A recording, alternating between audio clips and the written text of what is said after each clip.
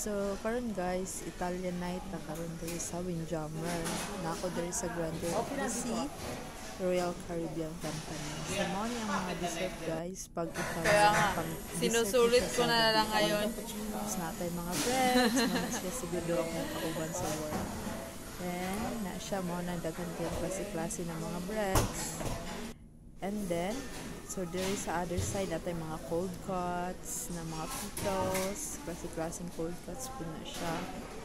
Siya na pasta, na meatballs, na siya daghan kaya na siya mga klase-klaseng yung mga food ka na siya eggplant parmigiana, tapos ka na siya chicken parmigiana. So guys, malipay ka kung mag-dine ka diri, daghan kay pagkapilian nga food, dili ka maano sa mga pagkaon. Tapos na atay lasagna. O di ba lamig ka ng lasagna, yung mga lightning niya na crackers, muna siyang the day.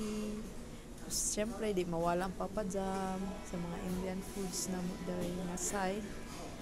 So muna siya. Everyday ni siya guys, naglanlain. Depende kung sa kataas ang foods.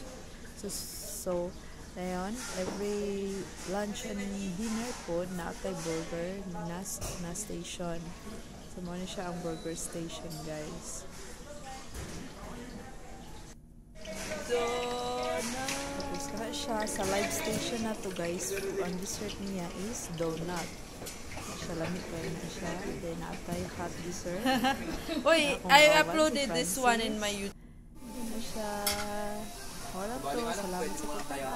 Maulan to guys. Salamat. See you on my next vlog. I hope nag-enjoy mo. Bye-bye. Di ba, ito lang yung baba na